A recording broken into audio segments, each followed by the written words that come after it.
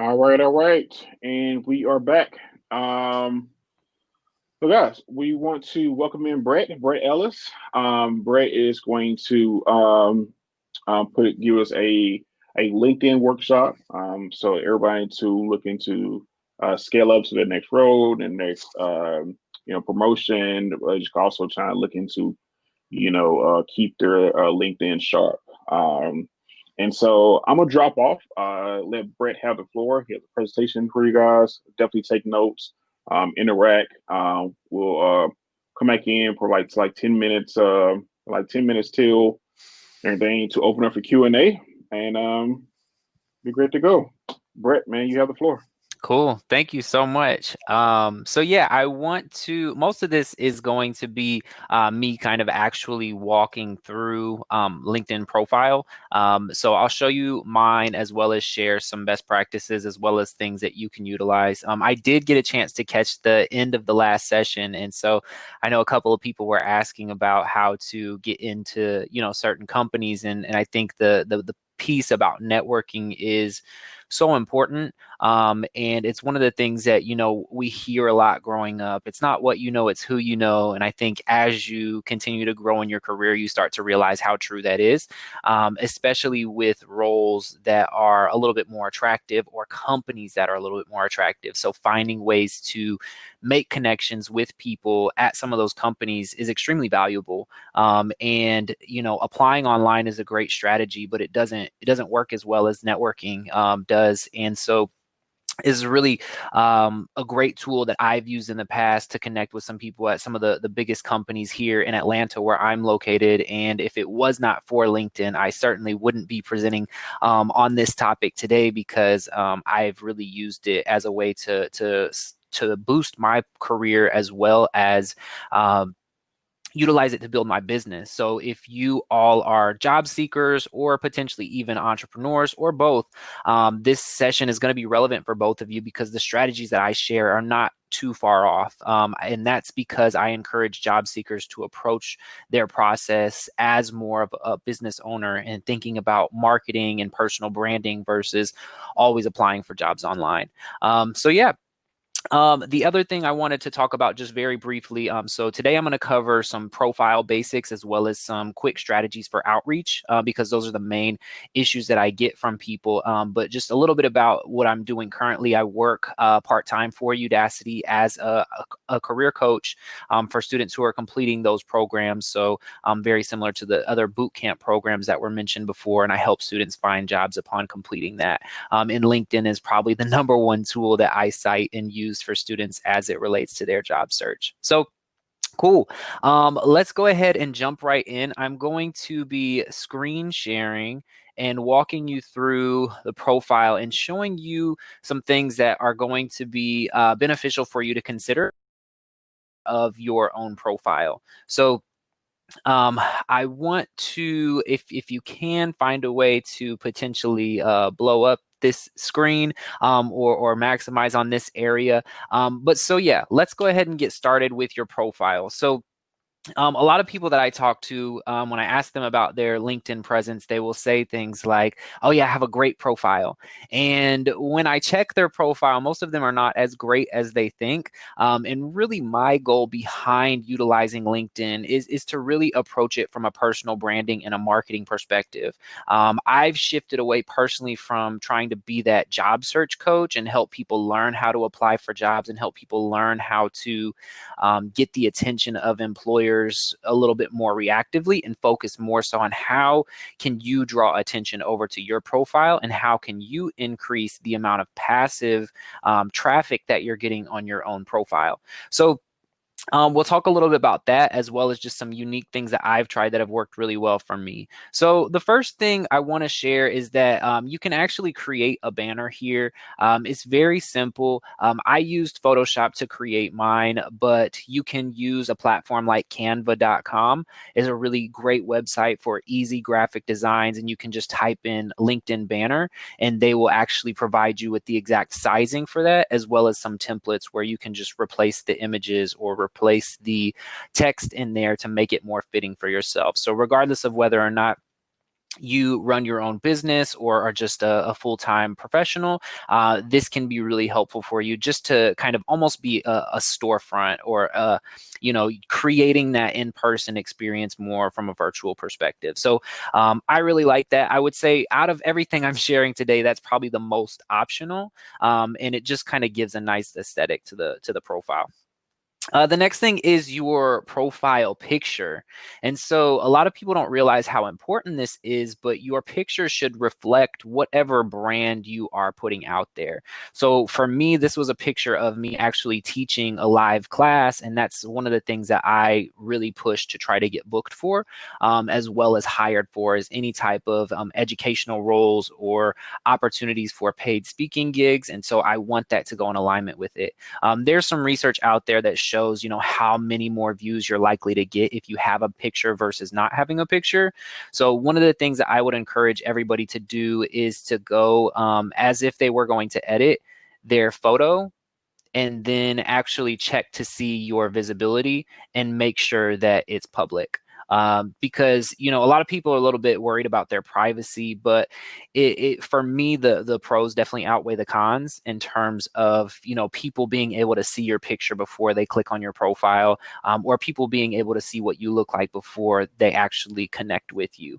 So that's obviously a personal preference, but I think if you are trying to utilize LinkedIn as part of your job search, or just to continuously develop your personal brand. So one of the things that I talk to my clients about as well is this idea that your job search should not stop and start, depending on when you're looking for a new job. Because if you can kind of maintain some personal branding aspects and maintain some of the things that you would normally do in a job search, it makes it easier for you to receive offers for roles when you're not necessarily looking. And so that can be really helpful so that you can make the best decision for you and you don't always have to go into very aggressive job searches. So we talked about the banner, we talked about the profile picture. The next area here is your headline. So many people don't realize how important this section actually is. And so this is really key for you in terms of being found via keyword searches. So what some recruiters and hiring managers will do is they will actually go onto LinkedIn and they will search for someone based on their skill set. So they might be looking to hire a career coach and they might search for career coach. Now, the fact that I have that in my headline makes it that I'm going to be more likely to be found via that search. And so it's kind of including some aspects of like search engine optimization into your actual LinkedIn profile. Speaking of that, having these keywords is also going to make it easier for people to find you via Google searches. And so it's important to make sure that you include the keywords that you want to be found for, but also the things that you're good at. What I see a lot of people do is they will just go with the default, which is usually their current position at their current company.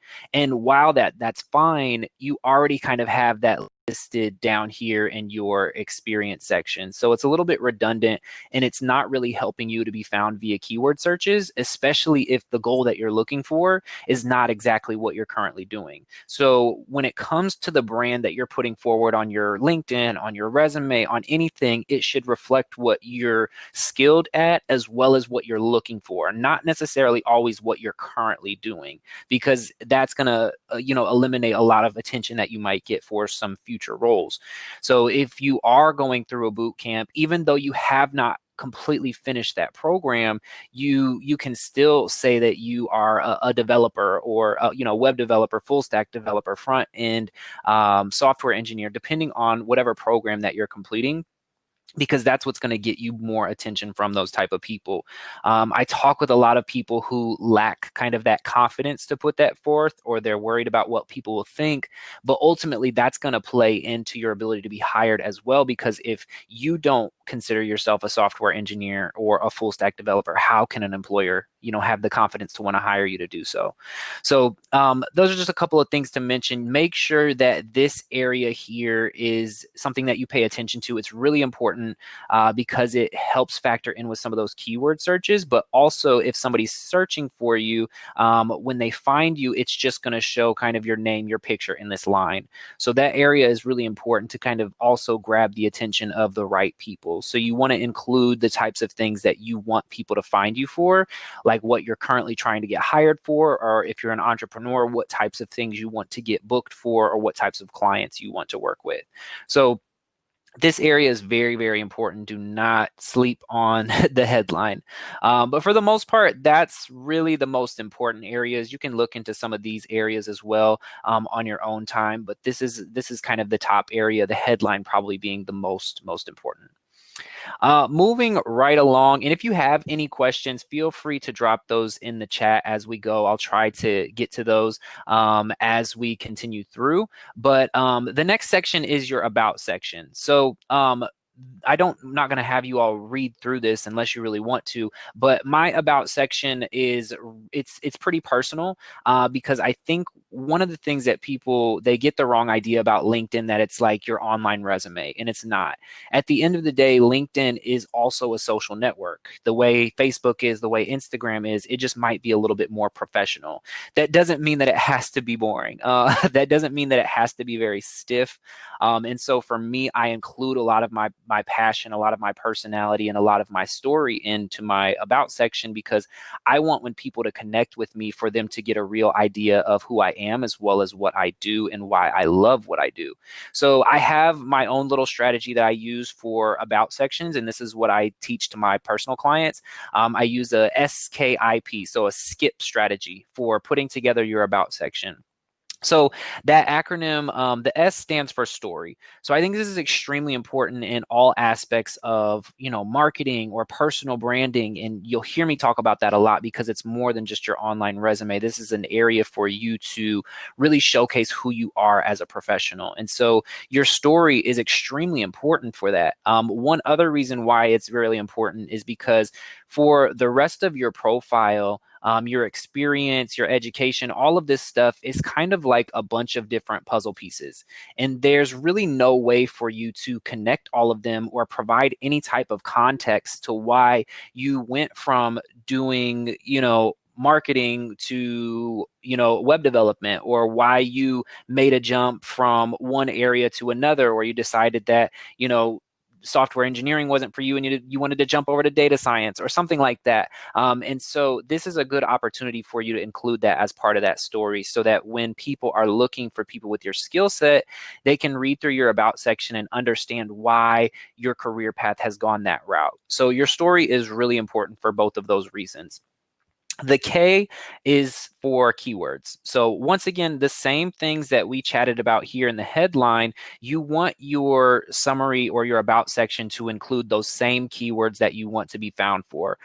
So in a minute, I'll show you an actual search, but you'll see that the top areas where keywords are important are your headline, your about section, your current as well as past positions, and then also your skills section and sometimes education. So you want to make sure that those keywords are also included here in your about section. One question that I get a lot from people is, how do you know which include? One of the things that I would encourage you to do is just look up maybe 4, 5, 6 different job descriptions for the job title that you're looking for, and see what types of keywords keep popping up. Do you keep seeing the same type of thing? Do you keep seeing the same type of programming language or the same type of software platforms that you need to know? This is a great area for you to include some of those as well. So you want to make sure that you tell your story. You want to make sure that your keywords are present here as well. The I in the skip strategy stands for your interests. And so with that comes professional as well as personal interests. And so I think that it's important for you to include your personal interests, because once again, it gives people something to connect with you about other than just professionally. So if you have something listed here that somebody can connect with, it may be a good basis for them in their first message that they send to you. Another thing is, it may just make you more likable. So if you have more things in common with them, they may be more likely to want to hire you over someone else who is just as skilled but doesn't have anything else in common. The other thing is your professional interests. And so if you have a goal or a new ideal step, then that should be included somewhere in here. So if you are looking to make a transition, or you're just looking to move up, it's important that you include that here, because if somebody's looking for your type of skill set, you don't want them reaching out to you for the wrong things. So A perfect example, I have career coach listed throughout my entire profile. So a lot of people reach out to me for career coaching jobs, but at this point, that's what I've been doing for the last several years, and I'm looking for something a little bit more advanced. And so a lot of the content that I put out has been leaning more towards personal branding versus the job search aspect. I see that there's a question from John. How do you separate a professional LinkedIn profile from an entrepreneur LinkedIn profile? So I think that's definitely a case by case basis. I don't separate mine at all, which provides its own set of benefits and challenges. I think the benefits is that, I don't have to, create double the content. I don't have to manage multiple profiles. Plus, my business is very closely in alignment to what I do professionally.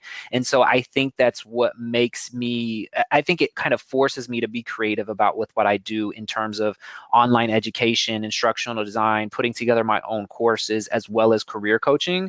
While those are two different areas and the brand is not necessarily perfectly in alignment, I think it does allow me to be more creative in both spaces and allows me to be better in both of those spaces by having both of those kind of paths together.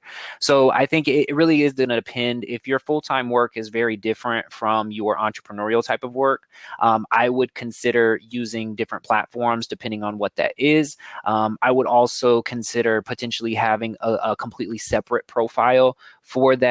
One of the things that I talk to people about, if you are a business owner, I have not seen people have a ton of success, at least from a small business perspective, running their actual business LinkedIn page as a marketing tool. I see more success with people, at least small business owners and entrepreneurs, focusing on their personal brands and allowing people to invest in their services once they learn to kind of love the person.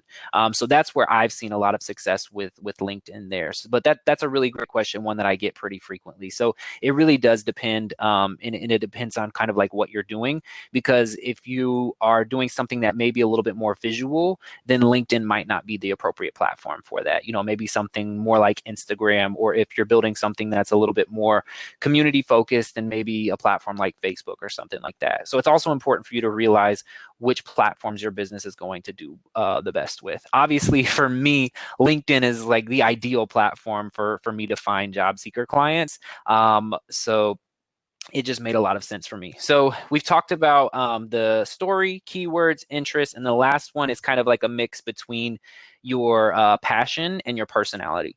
And so you want to be able to showcase to people that I love what I do. I think that should come across very clearly, because nobody wants to work with somebody who doesn't bring up the energy. Nobody wants to work with somebody who's just kind of there to earn a paycheck. And so you want to showcase why you love what you do, as well as a little bit about who you are as a person, so that people can connect to you a little bit further. I think if you follow those kind of 4 acronym of SKIP, then you'll have at least a about section, where I see a lot of people kind of drop the ball, either very boring or very unoriginal, and they'll say something like dynamic software engineer with 3 years of experience building platforms and all this stuff, and it's like, well, that could be the about section for 10,000 other people. What makes you different? What makes you unique? How do I get to know you as a person? Because this is really the only opportunity for you to do that, because as I mentioned before, the rest of the profile is kind of like a bunch of different puzzle pieces. So keep all of those things in mind as you're looking to build a more effective about section. This section here is new. The featured section allows you to kind of showcase some of the more I guess relevant things that you want to put forward. So this may be an article, it may be a video, it may be a presentation. LinkedIn allows you to upload a lot of different media. And so this new section, because it's new, we don't really know a lot of the best practices, but for me, it's kind of an opportunity for me to showcase some of the most impressive things that I have. So this is a feature that someone did that just talks a little bit more about me, because I don't have that as much on my profile as much as my work. This article here, I've just been really shocked at how well it's done. It just hit over 37,000 views.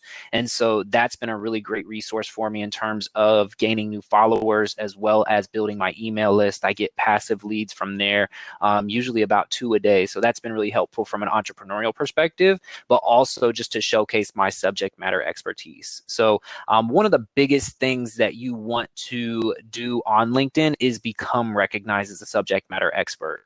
So in whatever field that you want to excel in, people should know you as somebody who knows what they're talking about, who is a leader in the industry. And so for me, writing articles, getting featured in articles, and sharing that information does that, and it further builds the credibility of my expertise and my ability to perform well in the type of work that I do. So you can see a lot of this is about job searching, LinkedIn, networking. I have some video testimonials of some in-person workshops that I've done as well. And so I'm really, really big on providing a more visual element to my LinkedIn profile, especially within tech and talking to a lot of my IT clients. There's a lot of, I don't want to say like, for a lot of IT professionals, what they think is exciting is not always exciting to recruiters. And so sometimes you have to do a little bit more to appeal to their needs and to their emotions, and the fact that they're probably reviewing hundreds of applications, hundreds of LinkedIn profiles, sometimes thousands a week. And so by just having text and just showcasing the things that you've done, it makes it really hard to stand out. So I like to provide a lot of bright colors, high quality pictures, and just do that to stand out so that it's not just a bunch of text, and it provides something that people actually want to read and want to look into. So we'll skip this activity section and then we'll come back to it. But now I want to talk about experience, because this is honestly probably the most important area for employers to look at. So when they are going to people's profiles, usually this is where they're looking at first, if not reading the about section, because experience is so important in terms of a job search. And so what I do here is a little bit different. So I approach my business a little bit differently from how I approach my full-time roles. But just to give you kind of a brief overview, I provide a very brief overview. I'm not listing out bullet point after bullet point about what I do, because that is boring. So if you're doing that on your LinkedIn or if you're doing that on your resume, I encourage you to focus more so on providing a brief snapshot like I've done here, and make it focused on what you want to do. So I'll show you a better example of that from an actual full-time job. But for me, one of the things that I'm currently trying to do is get booked for more speaking gigs. So here I've showcased a lot of different local partners that I've worked with. Once again, I have a ton of media here. So even if it's just uploading a picture instead of a link, that's something that I will do. So this is an online course that I built, and people can access it here. These are previous workshop series that I've done as it relates to job searching for a couple of different colleges and universities. So I've showcased here presentations and data, because when I'm looking for clients in the higher education space, they want to know what the return on investment is. And so from that aspect, I showcase some of the data before and after proficiency from the presentations that I'm putting together. Obviously, what I do is very highly visual, and that translates to the presentations that I do as well. But that's a really great way for you to utilize your LinkedIn profile as if it is your portfolio. Because I know that a lot of people, especially IT professionals, will have their own separate website, or they'll link to their GitHub, which is great. But if you think about it, how many people are actually viewing your own private portfolio website or your own GitHub profile versus LinkedIn, where you could potentially be getting over a couple thousand views every other month. So obviously I've taken time to build mine, but I think that there's just a lot more opportunity for passive traffic on LinkedIn versus other platforms. And that's why I choose to really treat that like my portfolio. Sometimes I will create projects literally for the sake of showcasing them, to appeal to a different type of clientele or to appeal to a certain type of employer. So with my new kind of career goals, I'm currently trying to focus on education consulting roles as well as instructional design roles. And so what I've done more is start to showcase some of the courses that I've put out and some of the results from those courses. So it's okay to put together projects that are simply for the purpose of your job search. So from the last session, a lot of people were interested about how to work at Netflix. Maybe if you are working on some passion projects, make them focused on media or, you know, streaming or something related to that. So when you showcase your portfolio or your projects, they're more related and more relevant to that type of role.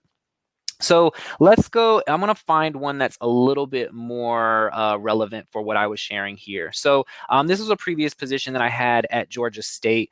And what I chose to do, again, was provide a brief overview. And this is a little bit different from my resume. I wanted to make it more personable. I wanted to make it more first person. And here I chose to indicate some of the things that I was really focused on and want to be noticed for. So hiring, event planning, professional development, and training. So those are my areas of focus now. I didn't focus on, responding to crisis situations. I didn't talk about facilities and maintenance issues. I didn't talk about conflict resolution because that isn't as relevant to the positions that I'm targeting. And so all of my positions, this brief overview is just a kind of snapshot about what I did, but also it's in alignment with what I want to do. So if you had a position that is not as relevant to what you want to do, find out and brainstorm the ways that it is relevant and showcase that, because nobody wants to go through a profile or a resume where half of it is irrelevant. Showcase the things that are the most relevant and the most impressive, because you only have a short time period to get their attention and showcase that you can do well in the role. And then where I really focus is my impact. And the reason for that is you want to be able to showcase to companies how you have positively contributed to the previous companies that you've worked at. Because if you think about it, every single job opening that you have ever seen is a problem that needs to be solved or a goal that the company wants to accomplish. And so if all you do is regurgitate your job description into bullet points, you do nothing to stand out from people who have had similar roles, and you do nothing to showcase how you've actually improved that business. And so you want to make that the focus of your resume and of your LinkedIn profile, because that's what's going to grab the attention of employers who are looking for somebody with that specific skill set. I see a question from Dara. As an aspiring front-end developer who has no prior work experience, how do I structure my profile? Should I list and describe projects I've worked on in the place of the job experience I don't yet have? That's a great question, and that's probably the biggest issue that I see with the Udacity students that I'm working with. A lot of people don't have the work experience to back it up. So I think as you structure your profile, as you structure your resume, there has to be something there. And so if you need to replace your experience section with projects, that's a good option that I've seen some people do. If you want to put in there like, I've seen a lot of people who will kind of create their own businesses in that time as well. So if you've done some projects, but it's just been kind of like freelance here and there, create a name for your business. Actually, call it something. That's the great flexibility of having your own business. I'll show you. So with my position, this used to say certified career coach and resume writer when I was still doing resume writing. This is my business. I can do whatever I want with it. I can call myself whatever I want, as long as it's obviously kind of relevant, but nobody's checking this, nobody's verifying this. And so you can call yourself a freelancer while you're currently completing projects, or even volunteering. One of the things that I would say, though, the biggest thing that I have to recommend for that specific situation is you need to find opportunities to gain experience. As a front-end developer, that's a lot easier than somebody who may be like a data scientist or something. But as a front-end developer, you have the ability to help small business owners. You have the ability to help community organizations, especially now in a time like this when people are really hurting and businesses are on the verge of closing down. Offer your services for free or offer them for a low rate, as a way to build your portfolio, as a way to give back in this time when, a lot of people are getting laid off, a lot of people are getting furloughed, because when things do return back to normal, you're going to want to be able to share all of the stories about how you were able to help small business owners in developing their website or improving their web platforms during the coronavirus pandemic, I think that's going to be a lot more impressive to employers than the people who just say something like, I was furloughed and I've been taking online courses. Like, wow, that's great. Potentially consider volunteering as a way to gain experience, because it's not the most ideal situation to work for free, but it's better than having nothing on your resume. So great question. I would say if you have something better like projects to include, do that. But ultimately, you need to gain experience because, like I said before, this is the main section that employers are usually looking towards. Another thing to keep in mind as it relates to that specific question is you may have to give up kind of this idea of you working for one of those FANG companies immediately. I think that's one of the biggest issues that I see as well with my IT clients is everybody wants to work at Amazon, everybody wants to work at Google, everybody wants to work at Facebook. I get it. It's a cool company, Netflix. They're all amazing companies. But if you are not if you're not able to compete with the best people in the world, you're going to have a really tough time. And so if you don't have experience or you don't have much experience, don't make Google, Facebook, Amazon your immediate next goal. Make that your goal after you already work with a potentially smaller company or another reputable company that's going to position you to be in a better place to land a role at a place like Facebook or Amazon. But if you don't have the credentials or the capability to compete, these are literally the biggest companies in the entire world. You're competing with the best talent in the world. And so it's important for you to be realistic about your own skills and your own chance at some of these roles. So just to keep going, one of the things that you'll see throughout is I always try to share media. I think it does a great job of breaking up the text so that it's not just really boring to read through. I want people to have that aspect of show and tell. Most people just tell. And so it's helpful as an employer for them to say, okay, I'm going to type in here career coach. Okay, now I find Brett Ellis, who is a career coach. I see it in his headline. I go to his profile. I read his about section. He sounds like a good person for this type of role. Let me look at his experience. Okay, he's doing this as his own business. He's even spoken on this topic. I can see how well he knows this subject matter area. And it just kind of continues to add to that credibility, because what recruiters are doing is trying to eliminate as much risk as possible when they're hiring people. And so as much evidence and as much proof as you can include to why you're able to do what you are showcasing to people that you want to do, then that's the better. So always try to find ways to document your experience. That's really what it's about. Is a lot of these things I've already done. I didn't create specifically for a portfolio. I just decided to showcase them here. So that's pretty much it with the experience section. Just to kind of recap, don't overwhelm them with bullet points of your job responsibilities. That's boring. For the most part, we can Google or know what you do. Showcase what your specific impact has been, and then give us something to look at. Give us some media to back up what you're saying. So if you have data, or you have testimonials, or you have recommendation letters, or you have videos or reports or PowerPoints, include that here as much as you can. I would encourage you to follow up with your supervisor if it is work related, to make sure that you're not exposing anything that is confidential or something that might get you in legal trouble with your company. Somebody has a question. I struggle with coming up with back-end projects that will catch the attention. Yeah, that is a little bit tougher. There are some types of roles that are a little bit harder to showcase. If there are any projects, I would say if you can maybe focus on the projects that you've collaborated with others, and then just showcase what you did. So it may be a little bit more visually front end, but you can showcase that project and then talk about your involvement in it. And so if you include links to that, the visual aspect is going to be there. I think that if they're able to kind of go in and work with the functionality of it, they'll be able to see how well it runs on the back end as well. But I think that also showcases your ability to work well with front end professionals. So I would focus more so on collaborative projects that are a little bit more visual, and potentially use this featured section to upload a link to your GitHub repositories and some of the things that you've worked on there. So that if they are a little bit more focused on the back end stuff, they can actually go in and look at that. But when you're trying to break it up, maybe include more collaborative projects that do have a better visual aspect of it. That would be my recommendation, but that's a really good question. It can be a little bit harder to target those specific companies. That's not necessarily the goal with your profile. That's probably some more specific goals that we can talk about in terms of outreach. But yeah, that's my recommendations for the experience section. I think you do a lot to show and tell and make sure that the information that you're presenting is relevant for the roles that you want, not just the roles that you've had.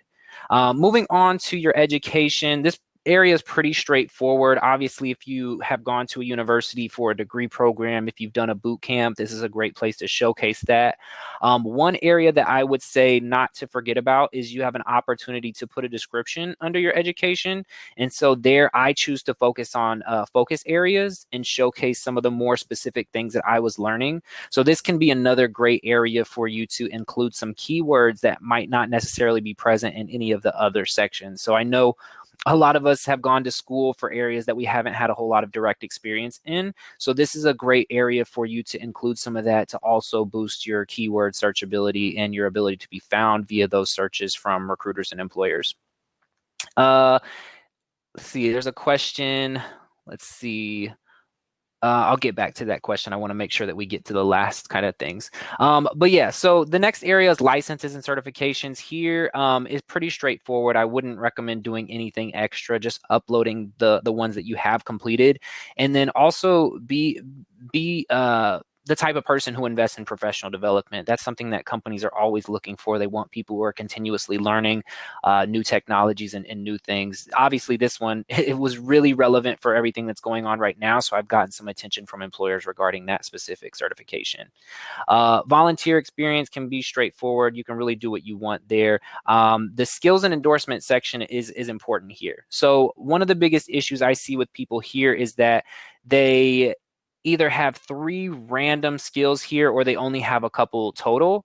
These top 3 skills should be the top skills that you are interested in presenting, regardless of the amount of endorsements that you've gotten. Obviously, you can see my corporate training thing is only at 18, but I changed that probably at the end of last year. So I'm happy with as many endorsements as I've gotten just in that short period of time, because you're better off having a relevant skill with less endorsements than an irrelevant skill that, you know, has 99 plus. So if I see a lot of people put like Microsoft Office down here, and I don't know what position that would be extremely valuable for, unless it was like an office manager or administrative role. But make sure that your top 3 are the most impressive ones that you're looking to put forward. So I obviously have a lot here, but these are the 3 that I choose to showcase because those are the 3 that I want to be known for.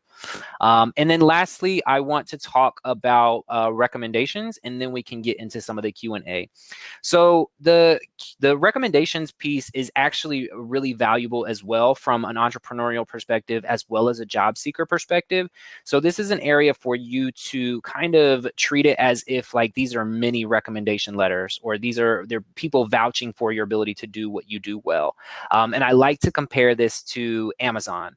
So anytime you go on Amazon to buy something you've never bought before, what most of us do is we run and check the referrals.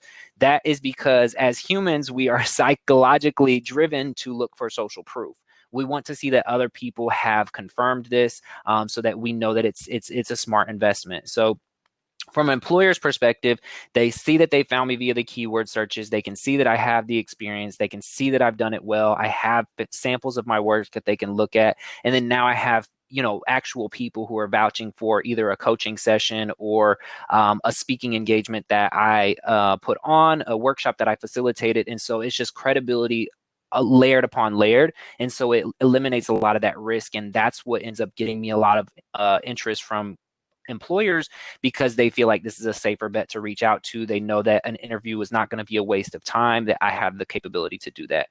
So when it comes to your recommendations, reach out to previous colleagues. One of the best ways to receive them is to give them first. So you can see that I've given quite a few, but that's more so people I've worked directly with. For my clients, I'm not necessarily providing them ones because they have they've seen me work, but I haven't necessarily seen them work. But yeah, that can be really important. So, as far as the profile goes, that's pretty much it. I think that there are a lot of ways that people can really improve their profiles. If this seems kind of intimidating, or you feel like you have to have a profile that looks like mine, please do not feel that way. This has been, several years in the making, and I'm very, very focused on this because this is my platform of choice.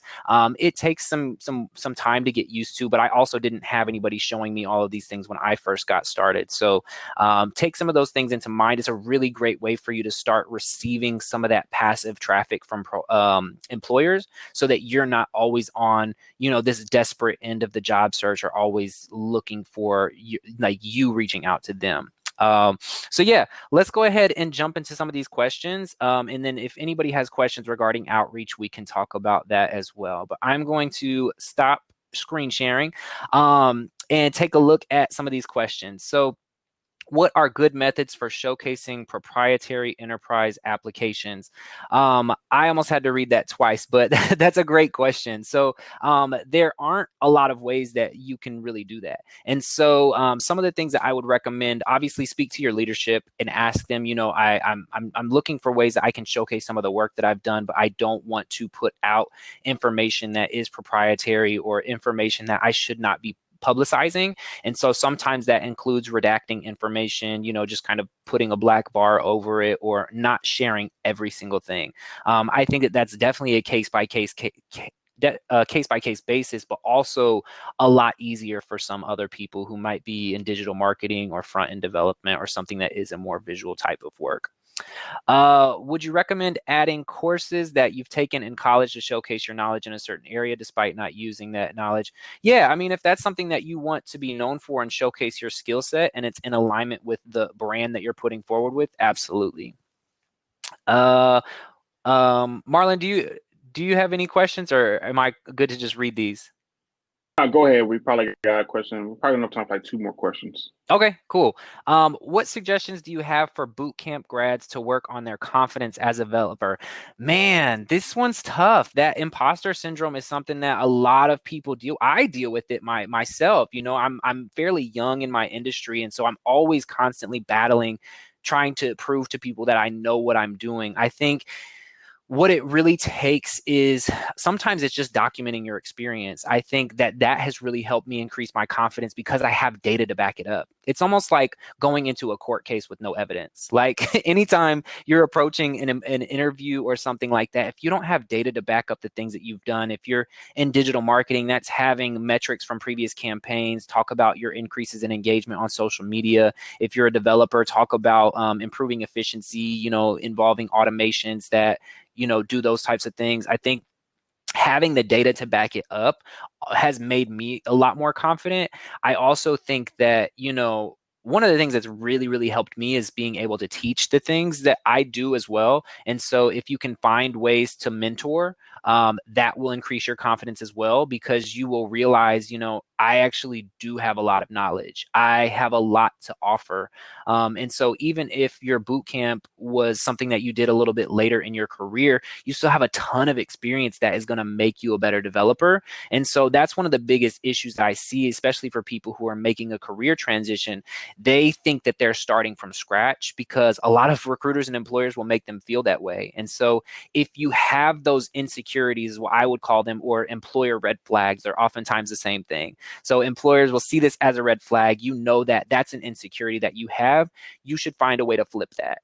And so for me, applying for some of these jobs that I'm looking for, instructional design, I've never worked as an instructional designer, but I've done a lot of that type of work. And so if somebody approaches me with that as a potential negative or challenge about me, I'll talk about the fact that I've been in the classroom full time. I've overseen, 5 classes a day for, several years. I've worked with, multiple different types of student populations. And so you have to find ways to flip those insecurities into like unique strengths. And so if you've done things prior to your boot camp, but you're lacking that confidence as a developer, talk about how your previous experiences or your previous projects have made you a better developer. And one of the things about confidence is like, sometimes you have to fake it until you make it. Like that is a very real piece of advice that I give sometimes, because if you don't feel confident, employers are not going to feel confident. And if that means you kind of faking that until you actually start to believe it, I would say do that. Because, as it relates to my LinkedIn, for me to say that I'm an educational consultant is a bit of a stretch, but the closer that I get towards that, the more credible it becomes. And you have to kind of claim it before other people start to believe it. And so I would say have data, fake it till you make it, but then also look at your potential insecurities as unique strengths that nobody else can bring.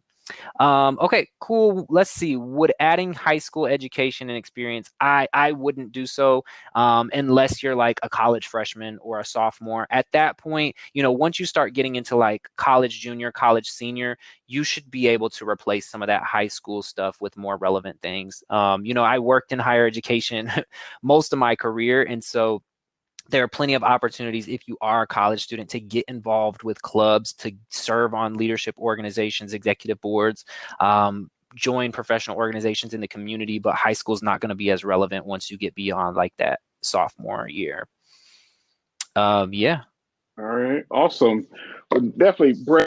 Definitely appreciate you being here. I already see a few people saying that this is helpful. I already got a few text messages saying this was helpful. So definitely appreciate your time and being here.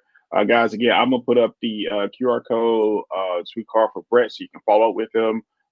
He has his phone number on there, along with his email, social media link, so you can reach out to him. And so feel free to do so with Brett. Yeah, and if you want to, so the profile is usually kind of the first thing that I focus on, but I also help people in terms of engagement and content creation. And so if you're looking to take your LinkedIn to the next level, if this was a little bit basic for you or a little bit more of a refresher, feel free to reach out to me privately. We could talk about like more advanced things as it relates to LinkedIn to continue to draw more traffic to your profile through engagement and content creation. And for those of you who may be a little bit newer or actually learned a lot in this session, start there. And then if you want to kind of improve even further, feel free to reach out. All right, awesome. We definitely appreciate your time, Brett. Yeah, thank you so much for having me. All right, man. Have a great day. You too. All right, so I'm going to put up the QR code here for Brett. We will take a brief pause here with our next speaker, and then we're going to get started in a second.